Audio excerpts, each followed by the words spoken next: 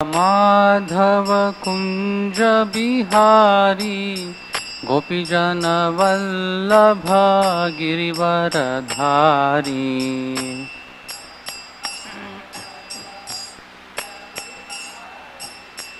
गोपीजन वल्लभ गिरिवर। जय राधा माधव कुंज बिहारी गोपीजन वल्लभ गिरिवरधारी।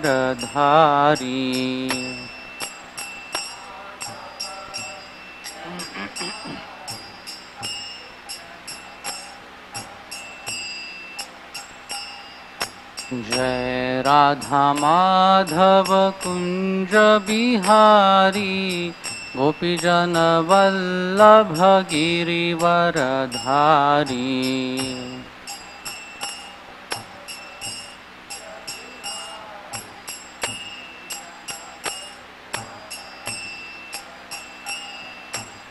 यशोदानंदन ब्रज जन रंजन।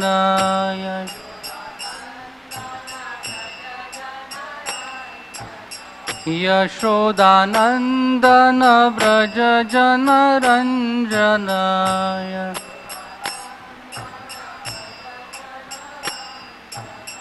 यमुनातिरावनचारी। यमुनातिरावनचारी।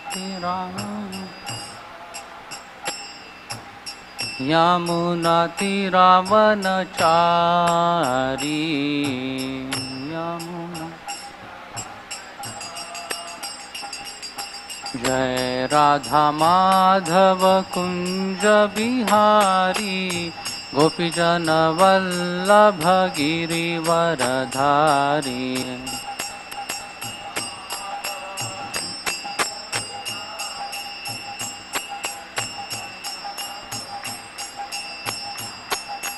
जय राधा माधव कुंज बिहारी गोपीजन वल्लभ गिरिवरधारी।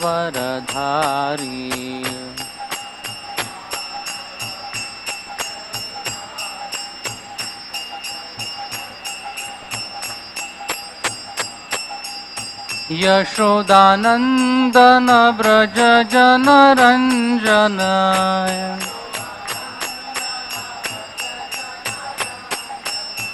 यशोदानंदन ब्रज जन रंजन।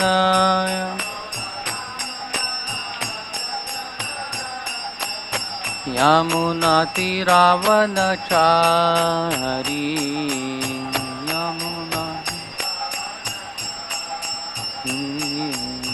यमुनातिरावनचारी।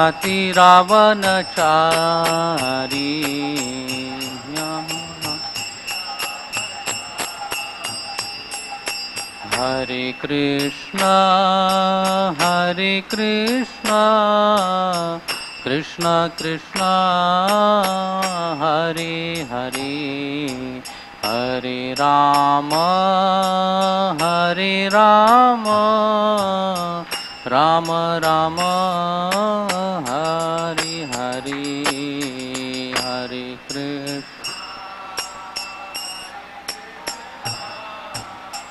कृष्ण कृष्ण हरे हरे। हरे राम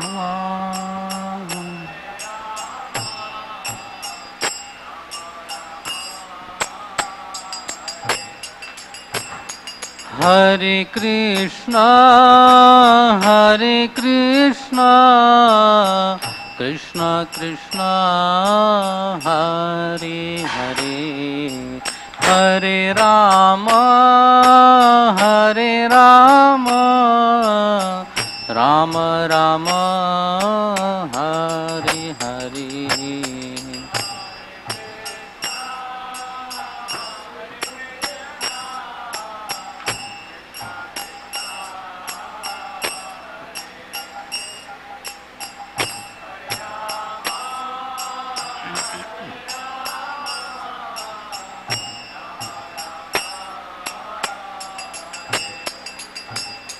हरे कृष्णा कृष्ण कृष्ण हरे हरे हरे राम राम राम हरे हरे।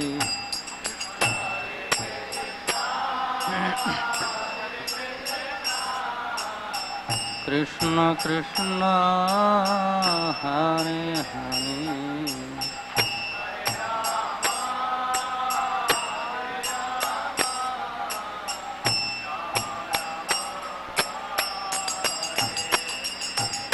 हरे कृष्ण कृष्ण कृष्ण हरे हरे हरे राम राम राम हरे हरे।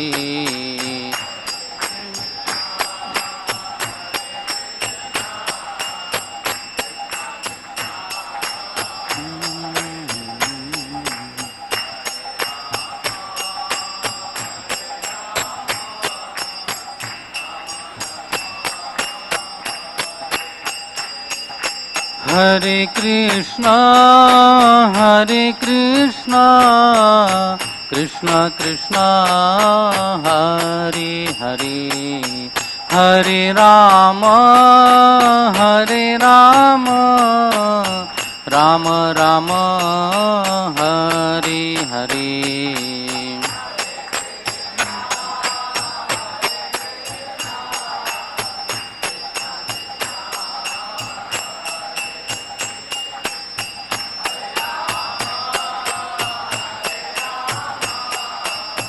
राम राम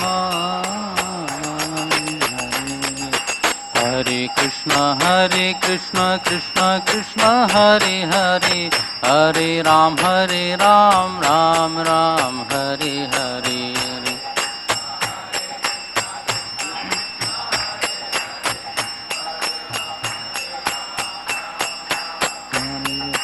हरे कृष्ण कृष्ण कृष्ण हरे हरे हरे राम राम राम हरे हरे।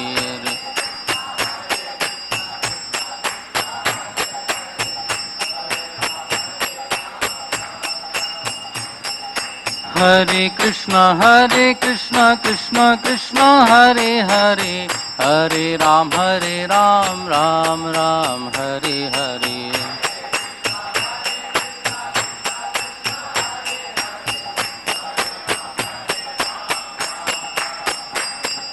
जय राधा माधव कुंज बिहारी गोपीजन वल्लभ गिरिवरधारी।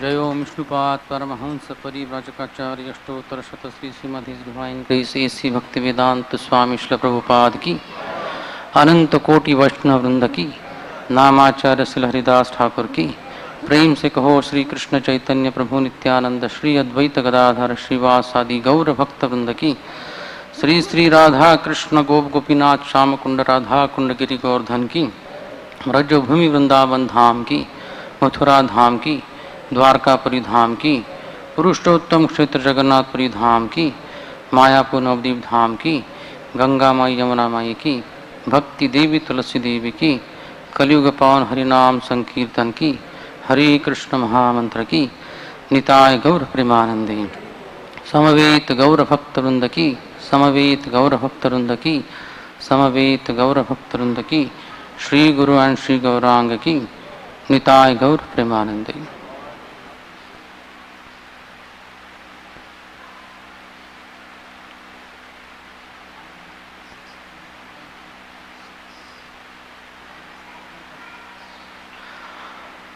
ओम नमो भगवते वासुदेवाय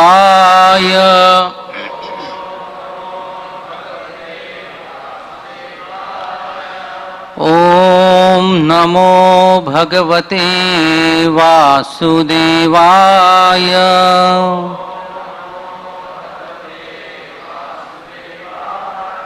ॐ नमो भगवते वासुदेवाय।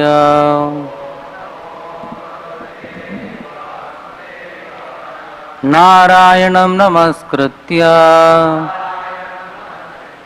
नरं चैव नरोत्तमं देवीं सरस्वतीं व्यासं ततो जयमुदीरयेत्। नष्टप्रायेषु भद्रेषु नित्यं भागवत सेवया भगवत्युत्तमश्लोके भक्तिर्भवति नैष्ठिकी। कृष्णाय वासुदेवाय देवकी नंदनाय च नंदगोपकुमाराय गोविंदाय नमो नमः।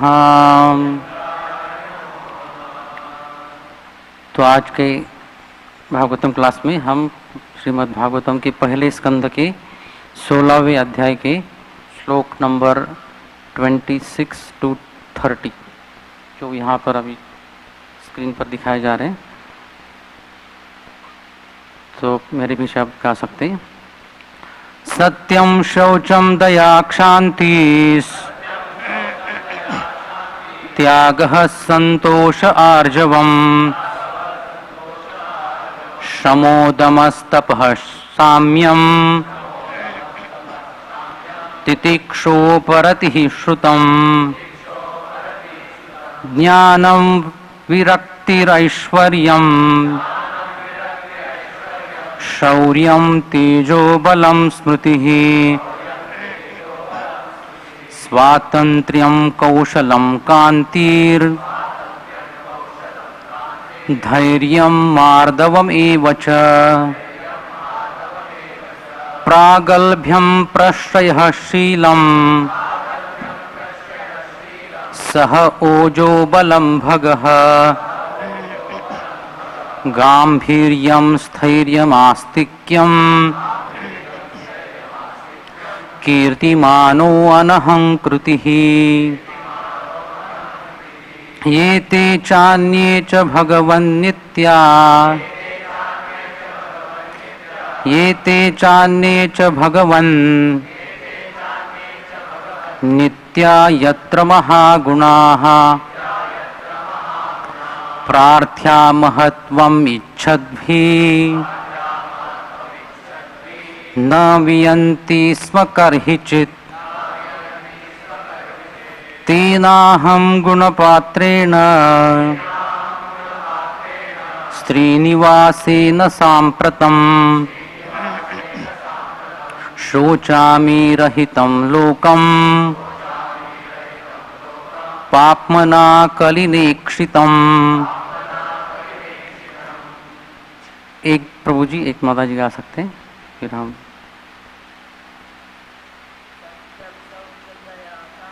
सत्यम शौचम दया क्षांति त्यागः संतोष आर्जवम् शमोदमस्तपः साम्यम् तितिक्षोपरतिः श्रुतम् ज्ञानं विरक्तिरैश्वर्यम् शौर्यं तेजो बलं स्मृतिः स्वातन्त्र्यं कौशलं कान्तिर् धैर्यं मार्दवमेव च प्रागल्भ्यं प्रश्रयः शीलम् सह ओजो बलं भगः गांभीर्यं स्थैर्यम् आस्तिक्यं कीर्तिर्मानो अनहंकृतिः। ये ते चान्ये च भगवन् नित्या यत्र महागुणाः प्रार्थ्या महत्वमिच्छद्भिः न वियन्ति स्म कर्हिचित् तेनाहं गुणपात्रेण श्रीनिवासेन साम्प्रतं शोचामि रहितं लोकं पाप्मना कलिनेक्षितं। माताजी में से कोई एक।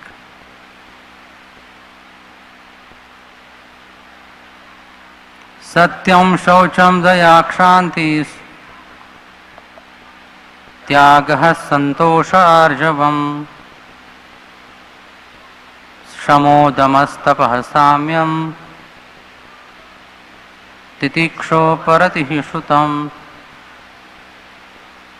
ज्ञानं विरक्तिरैश्वर्यं शौर्यं तेजो बलं स्मृतिः स्वातन्त्र्यं कौशलं कान्तिर् धैर्यं मार्दवमेव च।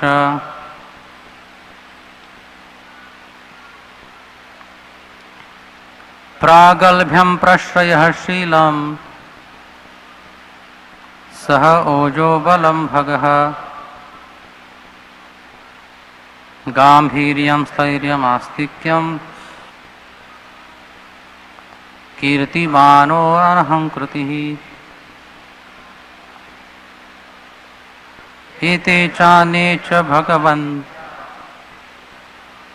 नित्या यत्र महागुणाः प्रार्थ्या महत्त्वमिच्छद्भिर् न वियन्ति स्म कर्हिचित्। तेनाहं गुणपात्रेण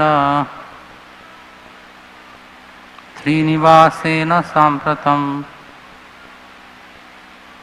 शोचामि रहितं लोकम्।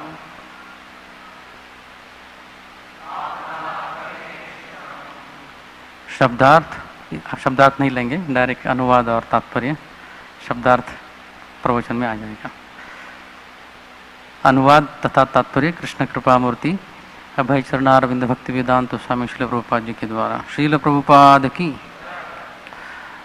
उनमें निम्नलिखित गुण तथा अन्य अनेक दिव्य गुण पाए जाते हैं जो शाश्वत रूप से विद्यमान रहते हैं और उनसे कभी विलग नहीं होते।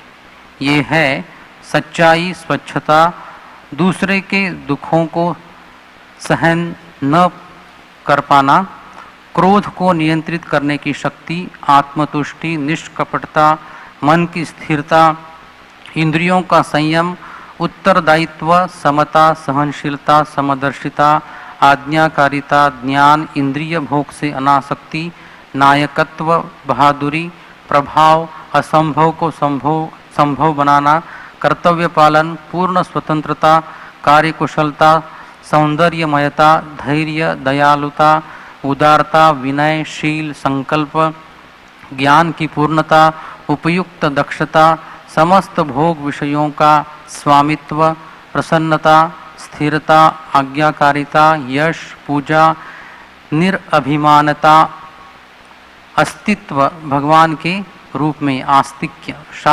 शाश्वतता, समस्त सत्व तथा सौंदर्य के आगार पूर्ण पुरुषोत्तम भगवान श्री कृष्ण ने इस धरा पर अपनी दिव्य लीलाएं बंद कर दी हैं। उनकी अनुपस्थिति में कली ने सर्वत्र अपना प्रभाव फैल लिया है। अतएव मैं संसार की यह दशा देखकर अत्यंत दुखी हूँ। तात्पर्य, भले ही पृथ्वी को चूर्ण चूर्ण करके इसके परमाणुओं को गिन लिया जाए तो भी भगवान के दिव्य गुणों का अनुमान लगाना दुष्कर होगा। कहा जाता है कि भगवान अनंत देव ने अपनी अनंत जिह्वाओं से परमेश्वर के दिव्य गुणों का गान करना चाहा, किंतु भगवान के गुणों का अनुमान लगा पाना अनंत वर्षों तक संभव न हो पाया। भगवान के गुणों के विषय में उपर्युक्त कथन उतनी ही दूर तक सही है जहाँ तक मनुष्य उन गुणों को देख पाता है, किंतु यदि इतने ही गुण मान लिए जाए तो भी वे कई उपशीर्षकों में विभाजित किए जा सकते हैं। तो उसमें से एक का उदाहरण प्रभुपाद देते हैं। एक जो गुण है उसके दो विभाजन। श्रील जीव गोस्वामी के अनुसार तीसरा गुण है क्षांति, दया है। तो उसका दो विभाजन, शरणागत जीवों की रक्षा और दूसरा भक्तों के लिए शुभकामनाएं।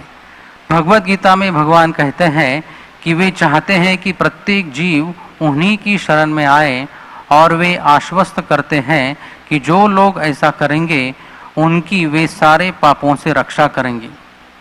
जो शरणागत नहीं है वे भगवान के भक्त नहीं है और इस प्रकार हरेक को विशेष संरक्षण प्रदान नहीं किया जाता है, किंतु भक्तों के साथ उनकी समस्त शुभकामनाएं रहती है और जो लोग वास्तव में उनकी दिव्य प्रेमामयी सेवा में लगे रहते हैं भगवान उन पर विशेष ध्यान देते हैं। वे ऐसे शुद्ध भक्तों का मार्गदर्शन करते हैं जिससे वे अपने कर्तव्यों का पालन करते हुए भगवत धाम लौटने में समर्थ हो सके। समता जो गुण बताया, भगवान हर एक पर समान रूप से दयालु है। जिस तरह से सूर्य हरेक को समान रूप से अपनी किरणें वितरित करता है, फिर भी ऐसे अनेक लोग होते हैं जो सूर्य की किरणों का लाभ नहीं उठा पाते। इसी प्रकार भगवान कहते हैं कि उनके शरणागत होना एक प्रकार से सुरक्षा की गारंटी है, किंतु जो अभागे हैं वे इस प्रस्ताव को स्वीकार नहीं कर पाते और इस प्रकार भौतिक कष्टों को भोगते रहते हैं।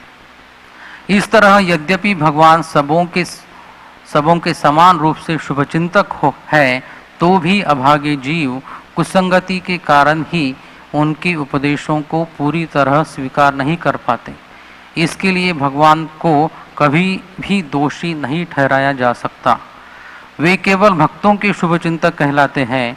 वे अपने भक्तों के पक्षपाती प्रतीत होते हैं, किंतु वास्तविकता तो यह है कि यह जीव पर निर्भर करता है कि वह भगवान के समान व्यवहार को स्वीकार करे या ठुकरा दे।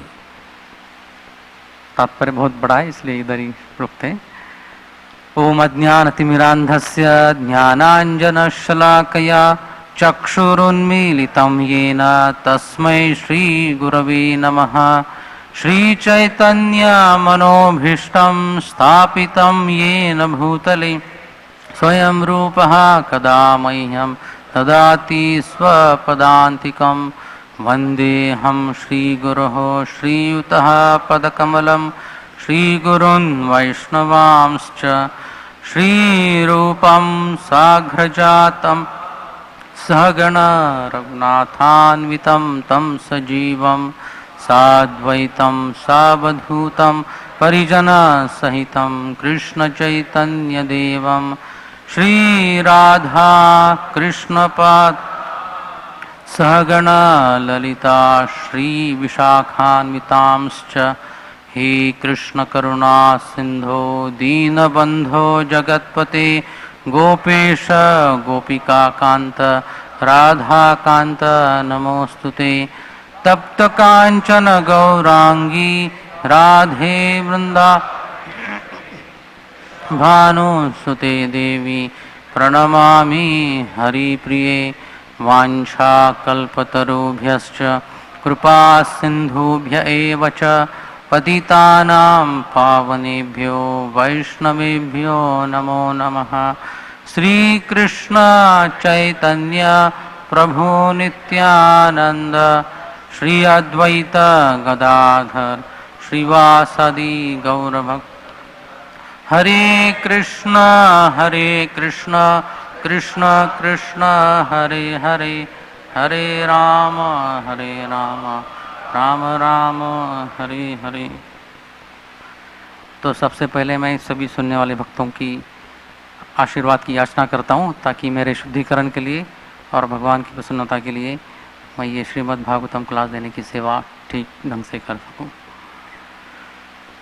तो ये जो 16वां अध्याय है पहले स्कंध का, तो इसमें शुरुआत होती है कि परीक्षित महाराज अपने राज्य का जरा निरीक्षण करने के लिए तो वो तो एम्परर थे, सम्राट थे, लेकिन फिर भी स्वयं वो खुद के राज्य में क्या क्या हो रहा है, उस टाइम के सम्राट की तुलना आज के किसी भी किंग से नहीं की जा सकती। इतने बड़े सम्राट थे कि उनके अंडर कई सारे किंग्स थे, उनके अंडर कई सारे मिनिस्टर्स थे, कई सारे गुप्तचर थे, जैसे आजकल सीआईडी है, उस टाइम तो इतने ट्रस्टवर्दी गुप्तचर उनके पास थे कि उनको खुद बाहर जाकर इंफॉर्मेशन कलेक्ट करने की ज़रूरत नहीं थी। लेकिन फिर भी जब उन्होंने देखा तो सूत गोस्वामी वर्णन करते इस अध्याय के 10 नंबर श्लोक में, यदा परीक्षित कुरुजांगले वसत कलिम प्रविष्टम निज चक्रवर्तीते निशम्य वार्ताम अति प्रियाम ततः शरासनम संयुग शौंड्री आददे।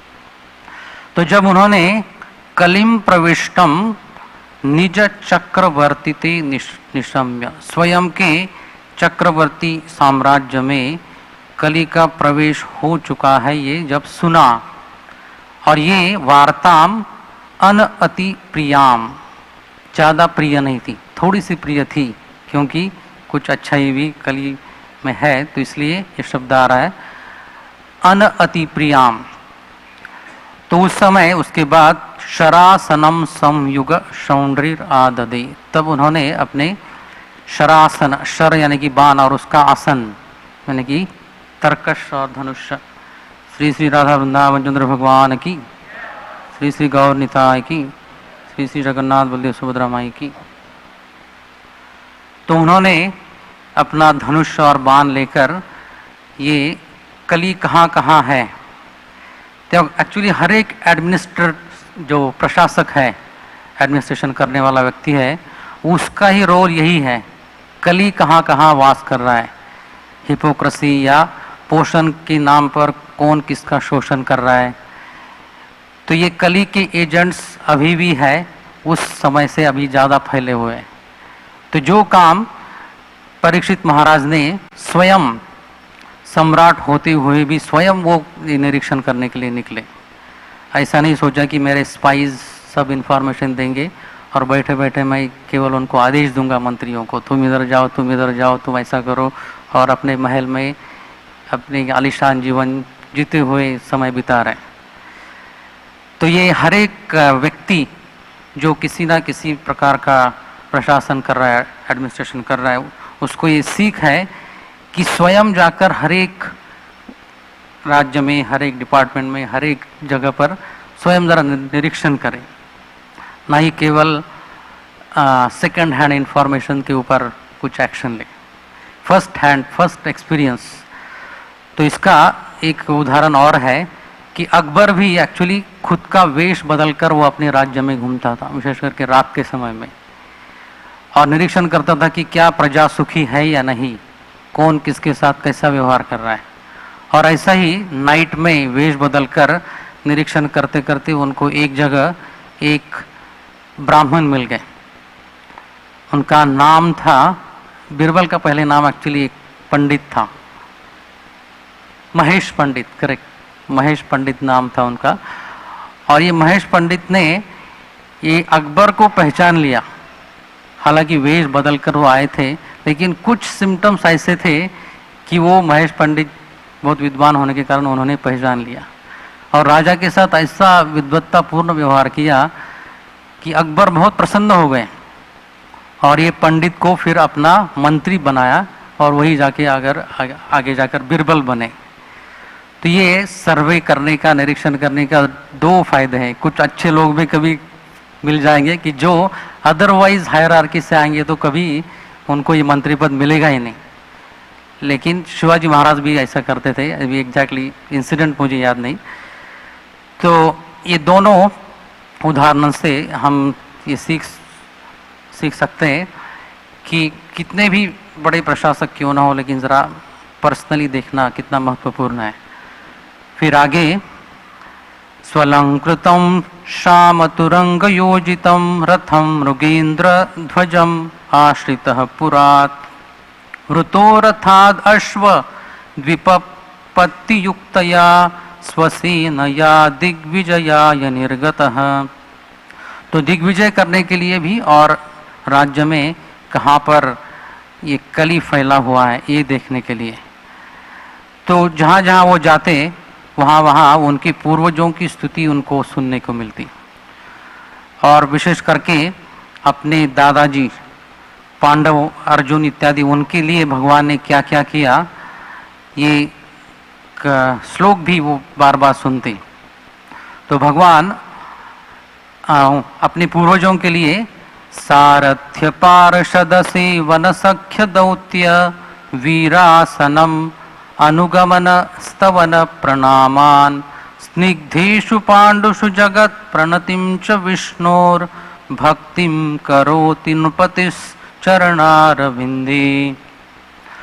तो स्निग्धेषु पांडुषु, पांडवों में भगवान का बहुत स्नेह था। तो एक दृष्टिकोण से देखा जाए भगवान का ब्रजवासियों के साथ इतना स्नेह था, लेकिन 11 साल की उम्र में जब वो मथुरा आए उसके बाद 100 साल तक वापस गए नहीं।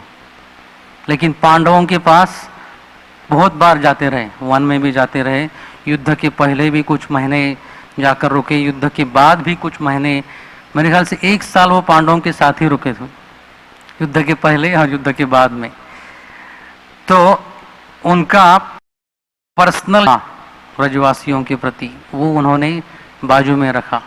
अभी पांडवों को मदद करना, जो बात प्रभुपाद तात्पर्य में भी लिख रहे हैं कि दया यानी कि भक्तों के ऊपर जरा स्नेह, तो वो इतनी की कि भगवान ने पांडवों के लिए सारथी बने, एक उनके एसोसिएट पार्षद बने और अलग अलग प्रकार की सेवा, मित्र के रूप में, दूत के रूप में और वीरासन में बैठकर रात के समय में पहरा देना पांडवों के टेंट में या उनके महल में।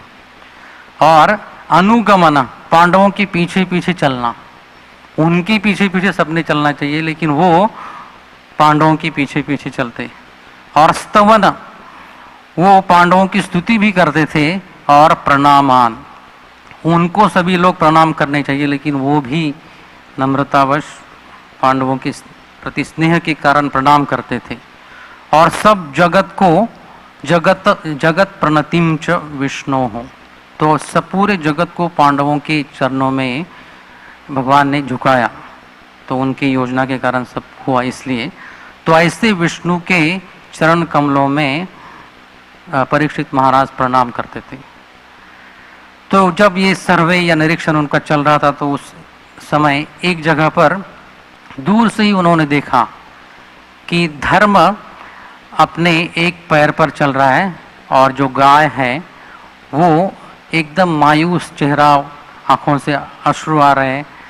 तो ऐसे दोनों वो खड़े हैं। तो उनके दिव्य दृष्टि से ही उन्होंने समझा कि इन दोनों में कुछ संवाद चल रहा है। तो ये एक्चुअली जो धर्म के रास्ते पर चलता है तो उसको दूसरे लोगों के मन में क्या चलता है ये समझ में आता है। ये बहुत सूक्ष्म प्रिंसिपल है। जो खुद धर्म के तत्व पर नहीं चलता उसको पता ही नहीं चलेगा कि बाकी लोग क्या विचार कर रहे हैं। उनके बर्ताव से या उनके तरफ देखने से ही पता चलेगा कि इनके मन में क्या चल रहा है। तो वही बात परीक्षित महाराज के साथ भी हुई। परीक्षित महाराज ने समझ लिया कि ये दोनों की कुछ बातें कर रहे हैं। तो ये धर्म जो है वो गाय को, धरनी को पूछ रहा है, कश्चित भद्रे अनामयम आत्मनस्ति विच्छायांसी म्लायते सन्मुखेन आलक्षये भवतीम अंतराधिम दूरे बंधुम शोचसी कंचनाम्ब। तो ये धर्म पूछ रहे हैं, क्या हे कल्याणी तुम ठीक तो हो, बीमार तो नहीं होना, या स्वस्थ, तुम्हारा हेल्थ ठीक है ना? क्योंकि तुम्हारे मुख से ऐसा लगता है कि कुछ ना कुछ आंतरिक व्याधि, अंतराधिम, एक है व्याधि और एक है आधि।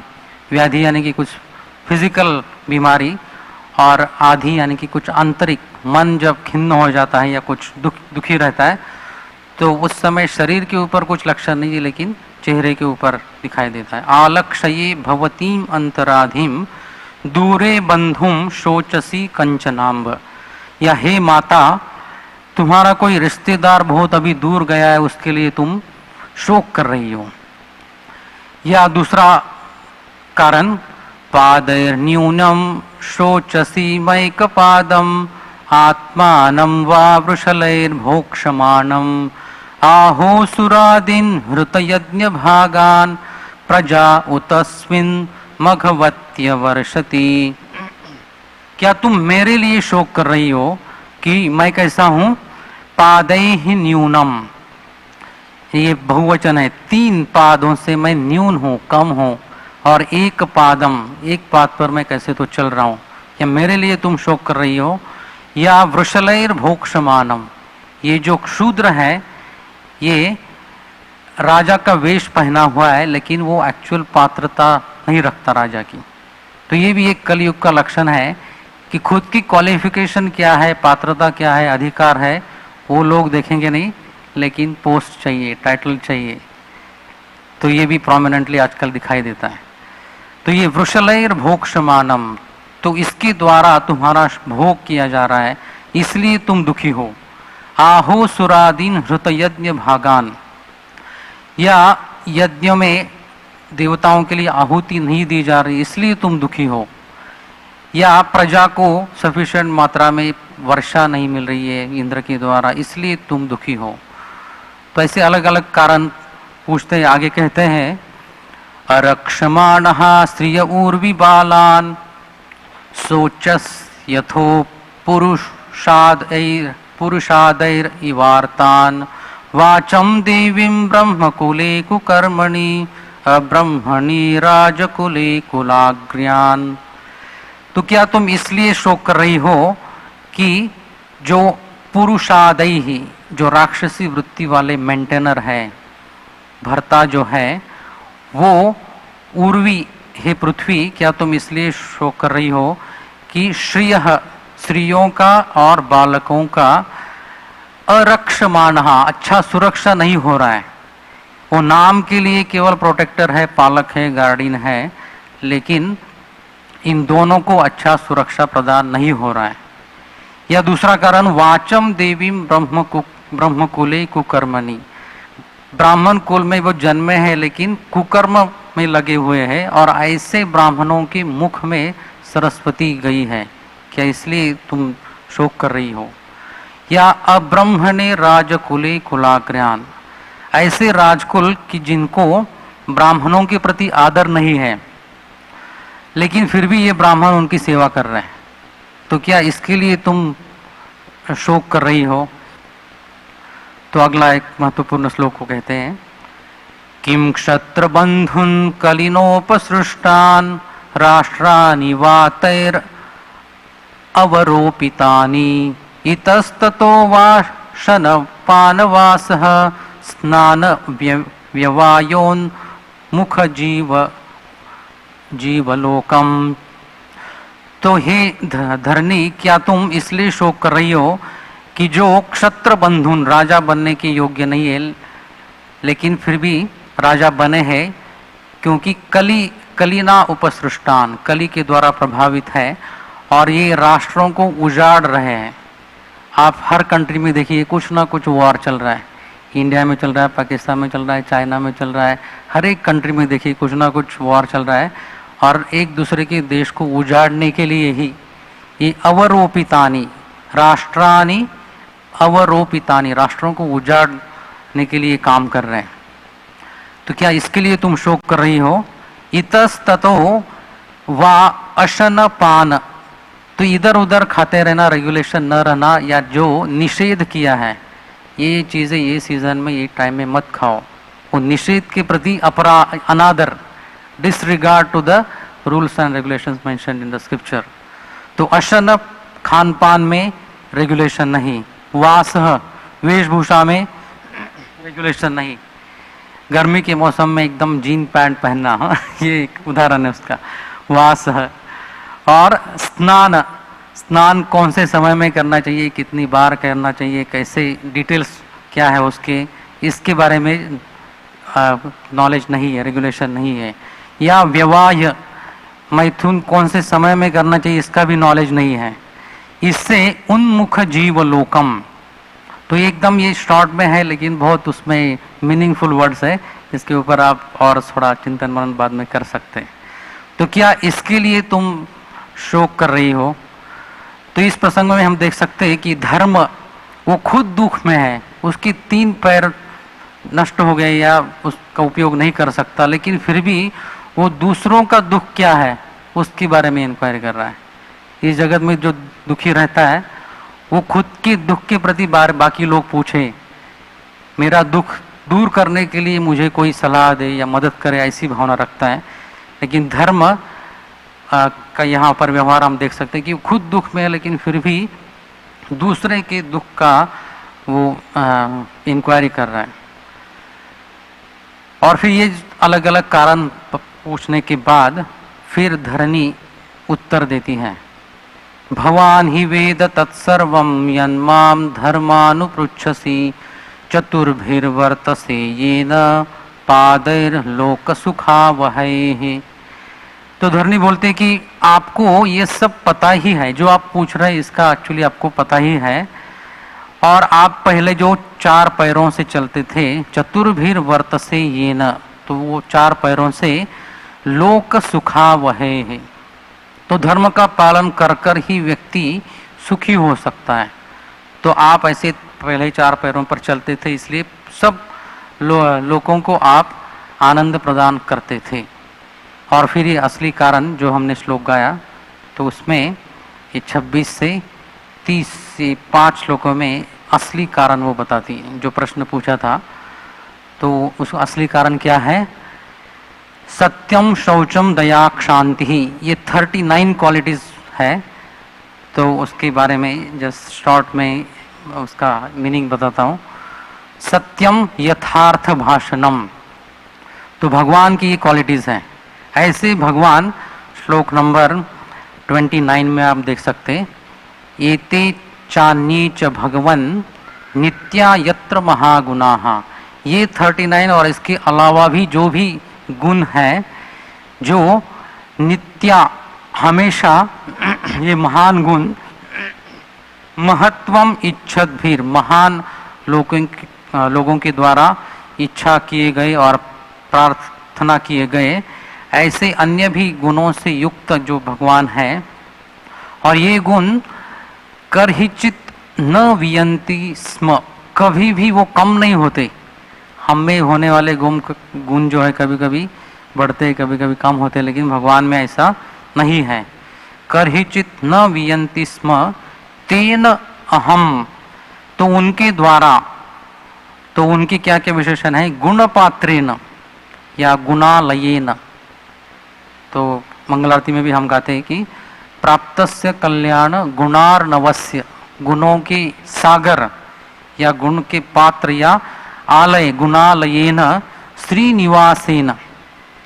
तो भगवान कृष्ण के द्वारा सांप्रतम, अभी लोकम रहितम, अहम लोकम रहितम, मैं उनसे रहित हो गई हूँ, तो इसलिए मैं शोक कर रही हूँ। और पापी कली के द्वारा, पापमना कलिना इक्षितम, ये कली की नजर लग गई है, इसलिए मैं शोक कर रही हूँ।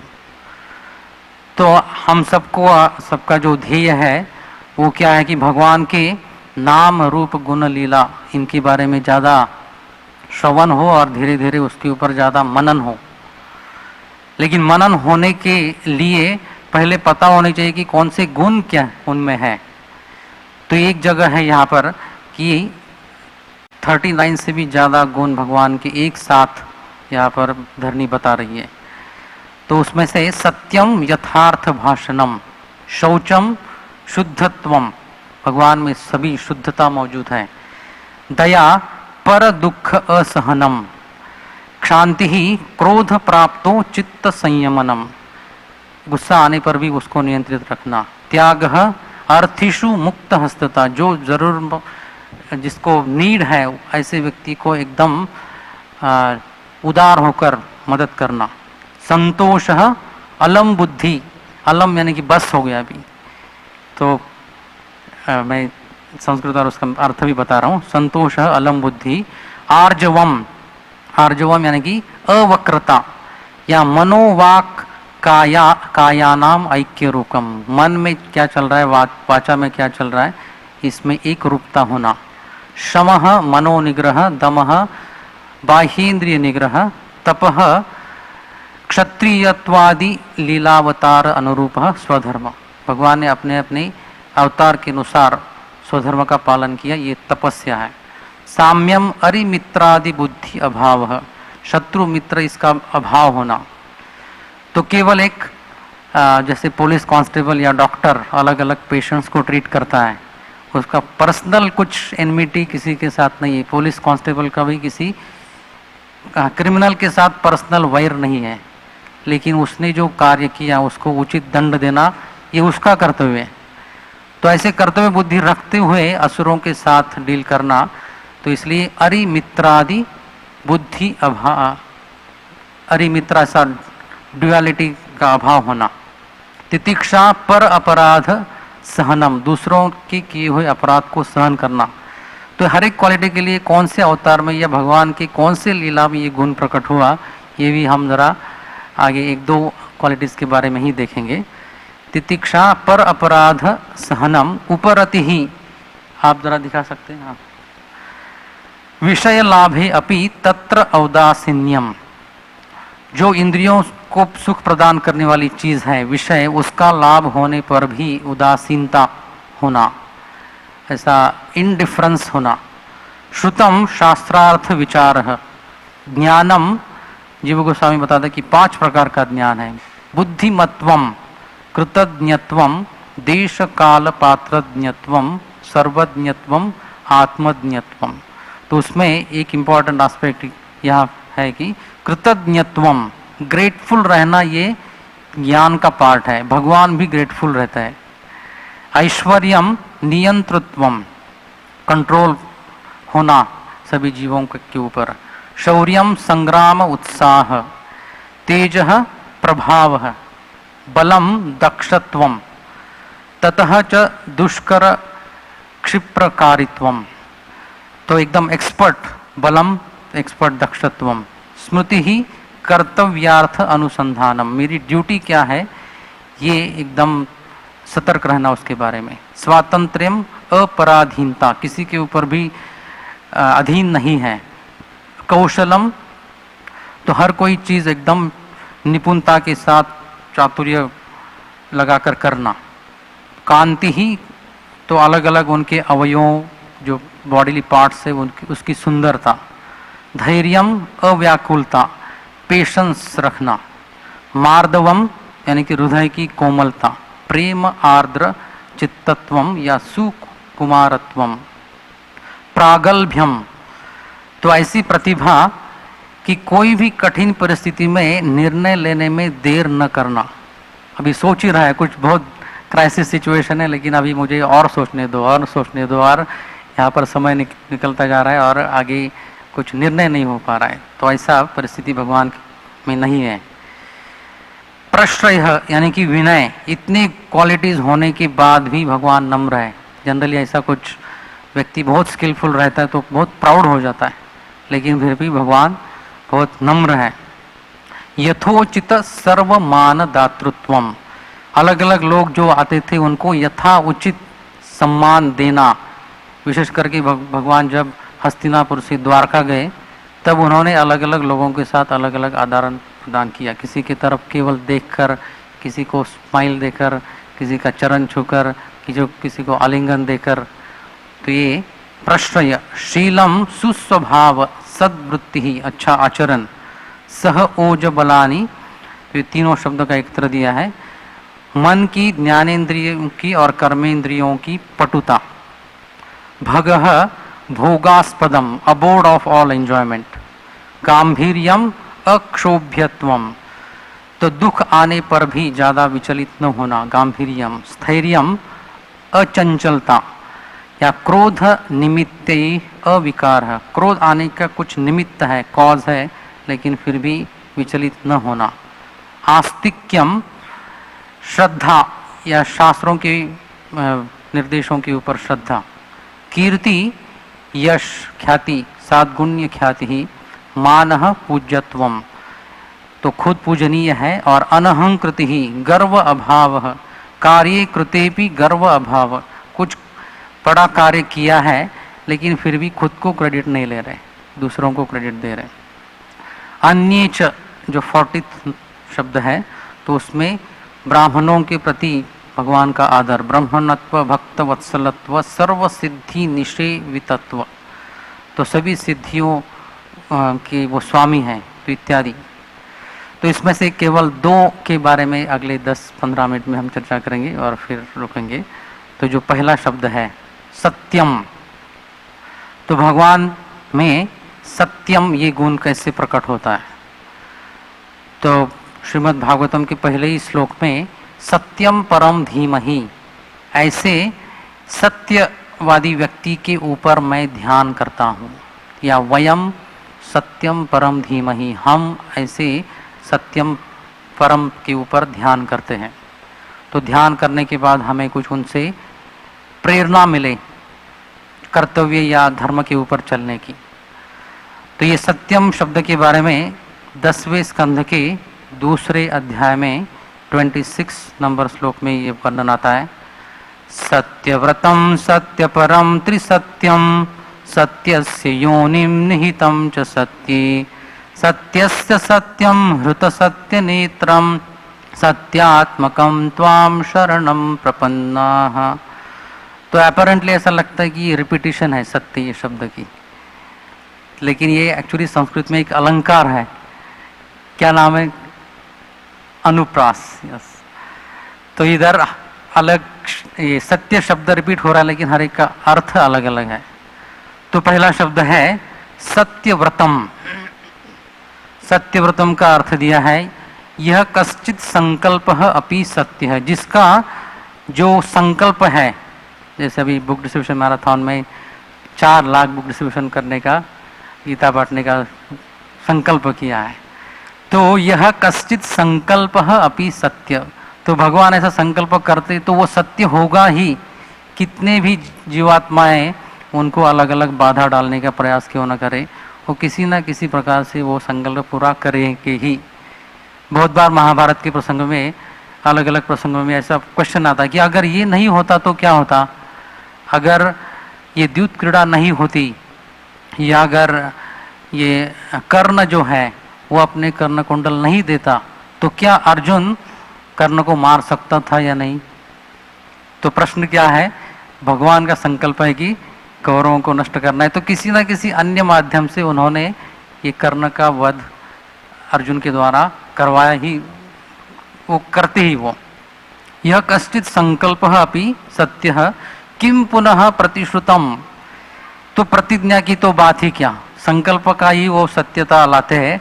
तो जो प्रॉमिस किया है, यदा यदा ही धर्मस्य, तो जो प्रॉमिस किया है अतः तत्र इदम अवतरणम युक्तम एव, तो जो प्रॉमिस किया है उसके अनुसार वो अवतरित हुए हैं।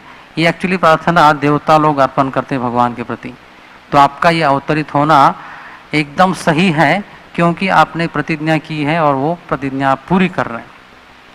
दूसरा शब्द है सत्य परम, तो जिस प्रकार ये धरणी सत्य क्रोशनेन धरणी अपि त्वं प्राप्त, तो एकदम सच्चे हृदय से पृथ्वी ने क्रंदन किया या रोई वो भगवान की मदद मांगने के लिए, तो इसलिए भगवान प्रकट हो गए सत्य परम। तो हम भी अगर ऑनेस्टली और humbly, honesty and humility attracts lord's attention, तो ये सत्य परम, तो जो भी हमारी सच्चाई है, हम में कुछ कमियां हैं, हम में कुछ अच्छाइयां हैं, तो इसका विशेष करके कमियों को एडमिट करते हुए ऑनेस्टली अगर हम सच्चे दिल से पुकारेंगे तो भगवान प्रकट होंगे। तो सत्यम परम श्रेष्ठम प्राप्ति साधनम, खुद की सत्य के स्तर पर चलना यही भगवान की प्राप्ति का ये परम साधन है। और त्रिसत्यम, त्रिषु अपि कालेषु सृष्टे पूर्वम प्रलयांतरम च स्थिति समये च सत्यम अव्यभिचारेण वर्तमानम। तो सृष्टि के पहले, प्रलय के बाद और अभी मेंटेन होते हुए भी जो बिना रुके उनका अस्तित्व रहता है वो यानी त्रिसत्यम। सत्यस्य योनिम यानी कि ये पंच महाभूत जिनसे ये हमारी सृष्टि जो हम देखते वो बनी है, तो सत्यस्य योनिम, तो ये पंच महाभूत के भूत पंचकस्य कारणम सत्य निहितम।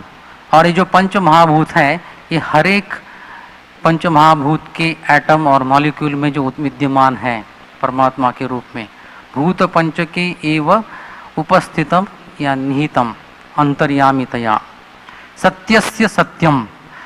और ये पंच महाभूत जब ये प्रलय हो जाएगा, पूरे नष्ट हो जाएंगे, अप्रकट हो जाएंगे, तो भूत पंच के नाशे अपि अवशिष्यमान रूपम, ये पंच महाभूत नष्ट होने जाने पर भी जो बने रहते हैं ऐसे सत्यस्य सत्यम। और अगला शब्द जो है हृत सत्य नेत्रम, तो यहाँ पर हृत यानी कि सुनृता वाणी, अच्छे वाक्य बोलना, अच्छे शब्द बोलना, और सत्य यानी कि समदर्शनम, तो ये दो चीजें, और नेत्रम यानी कि नयन साधनम या नेतारम, आंखें हमको अच्छी जगह पर लेके जाती है, इसलिए आंखें leader of all the senses भी कहा गया है। नेत्रम, तो यहाँ पर नेतारम, भगवान अच्छी वाणी और अच्छा दर्शन प्राप्त होने के लिए हमें मार्गदर्शन करते हैं।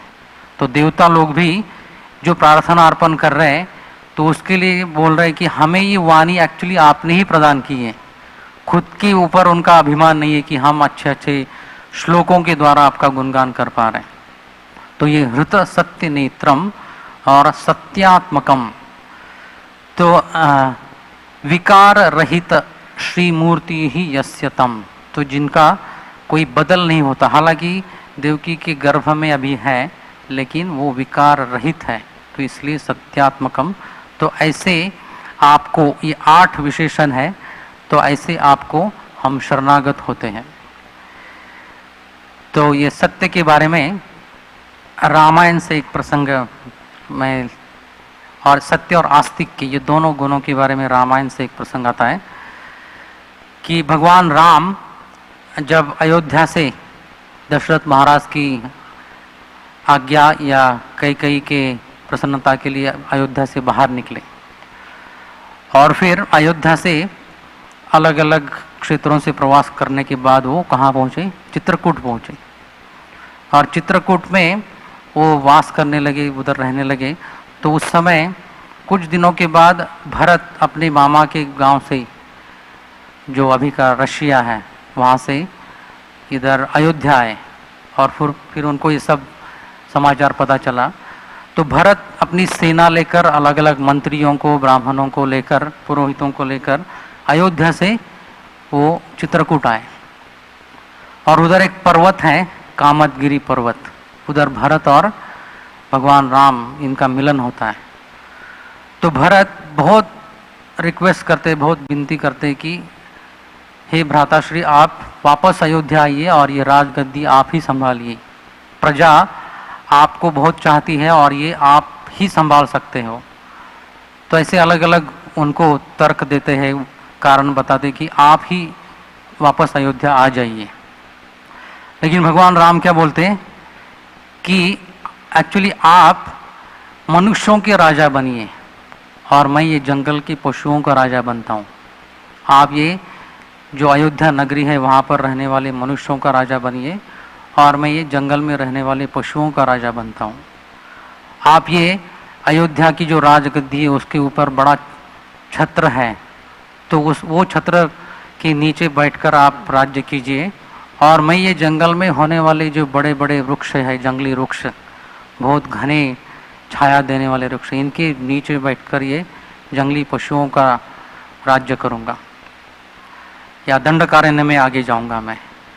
तो ऐसे वापस भगवान राम उनको समझाते कि आप ही राजा बनिए। तो उस समय एक ब्राह्मण उनके साथ थे, उनका नाम क्या था? किसी को अंदाज है? जाबाली ऋषि। तो जाबाली ऋषि उस समय भगवान राम को ये नास्तिक तत्वज्ञान है वो सुनाते हैं। तो वो सुनकर भगवान की क्या प्रतिक्रिया रहती है, तो ये प्रसंग में ये दोनों सत्य और आस्तिक्य, ये दो गुण यहाँ पर प्रदर्शित होते हैं। तो ये जाबाली ऋषि क्या बोलते हैं कि हे भगवान राम, ये भगवान नहीं बोलते एक्चुअली, सिर्फ राजा, कि ये माता पिता और जो बंधु वगैरह हैं ये तो कुछ समय के लिए हमारे साथ में है। जिस प्रकार हम सफ़र करते वक्त अलग अलग धर्मशालाओं में रहते हैं और फिर एक धर्मशाला में एक रात बीतने के बाद उसको त्याग कर आगे चले जाते हैं, तो उसी प्रकार से ये माता पिता बंधु इत्यादि ये कुछ समय के लिए हमारे साथ हैं। यहाँ पर कोई किसी का एकदम ऐसा घनिष्ठ व्यक्ति संबंधी कभी भी हमेशा के लिए नहीं रह सकता।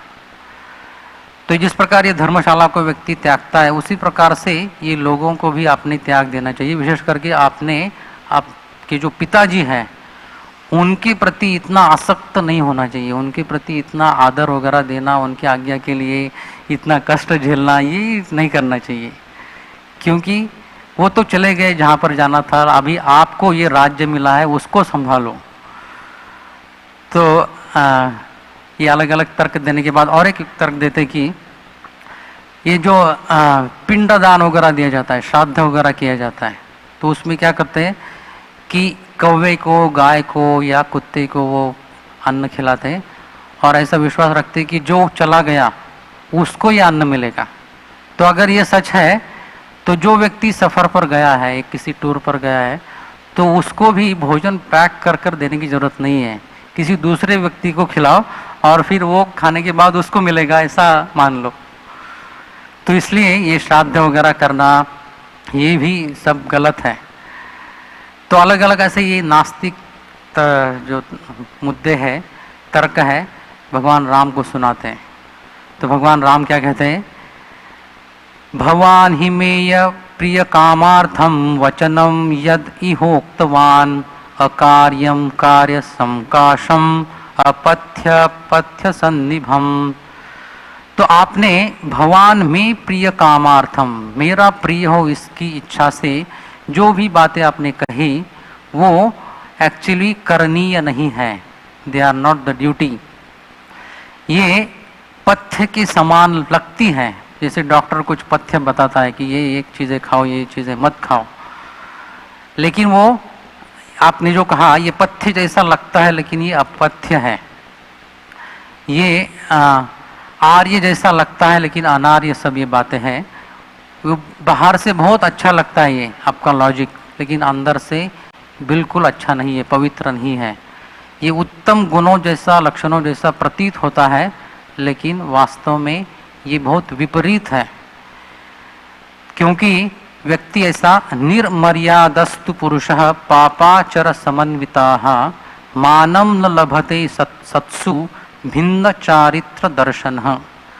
तो जो व्यक्ति ऐसा शास्त्रों के निर्देशों को उल्लंघन कर कर कार्य करता है, पापाचर समन्विता, उससे युक्त होता है, ऐसा व्यक्ति सज्जनों के सभा में सत्सु मानम न लभते, सज्जनों की सभा में उसको मान नहीं मिलता और उसका भिन्न चारित्र यानी कि भिन्न आचार और विचार के कारण उसको ऐसा मान नहीं मिलता।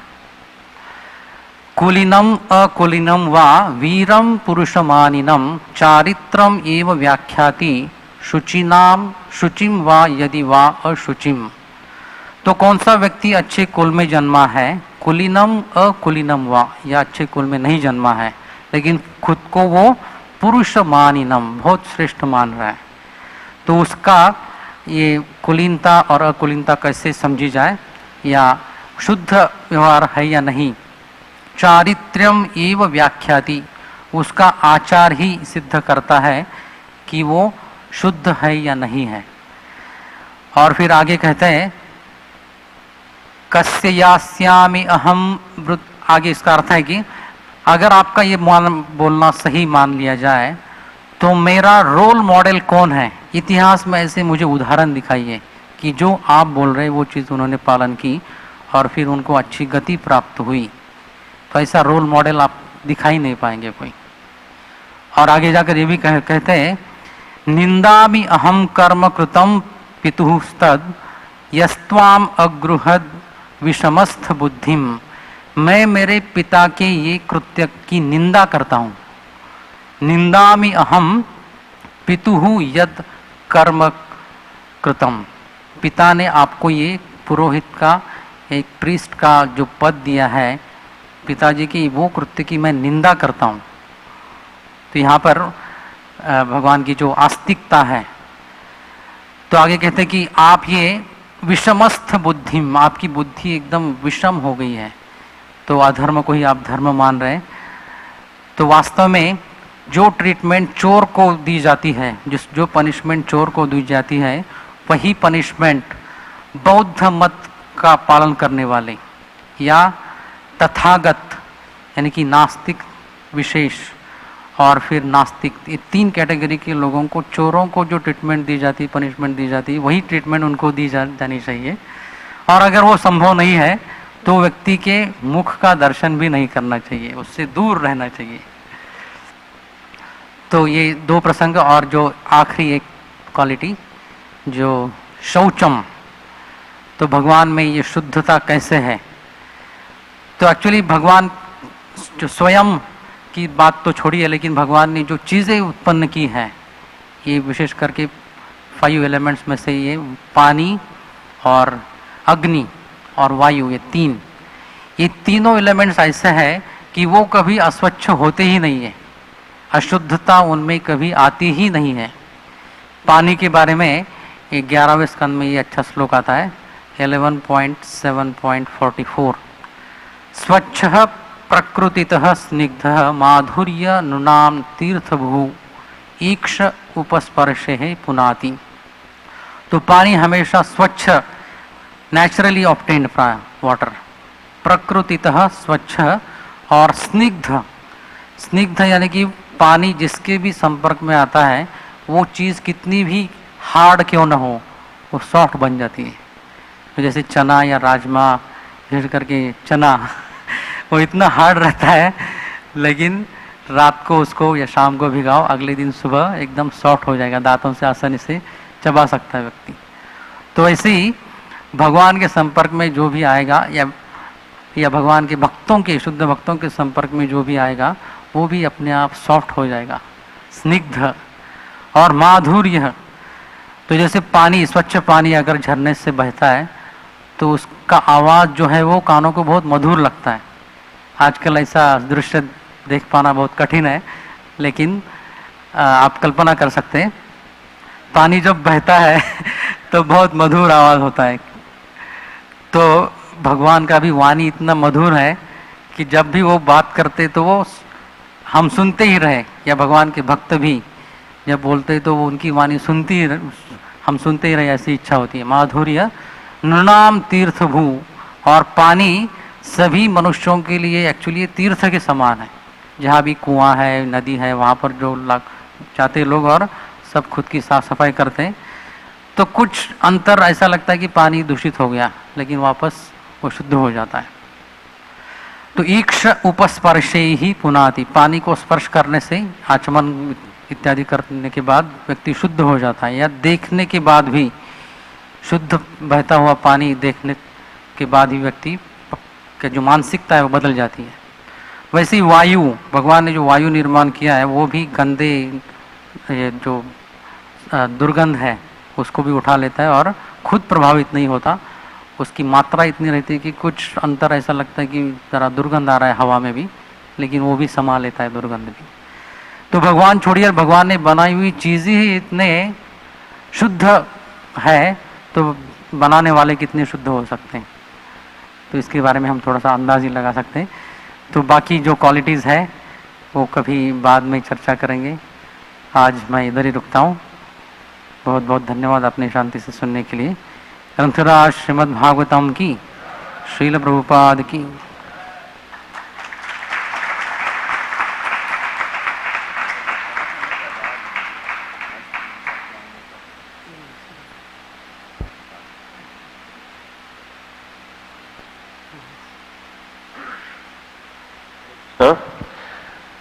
तो हम धन्यवाद करते हैं रामनीते प्रभु।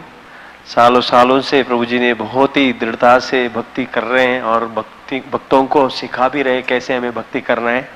बहुत ही इंस्ट्रक्टिव ये जो क्लास प्रभु जी ने दिया, उनको हम धन्यवाद करते हैं। एक बार हरे कृष्ण महामंत्र बोल के, हरे कृष्ण कृष्ण कृष्ण हरे हरे, हरे राम राम राम हरे हरे। धन्यवाद। हरे कृष्ण। ये अनाउंसमेंट है बुक डिस्ट्रीब्यूशन के बारे में।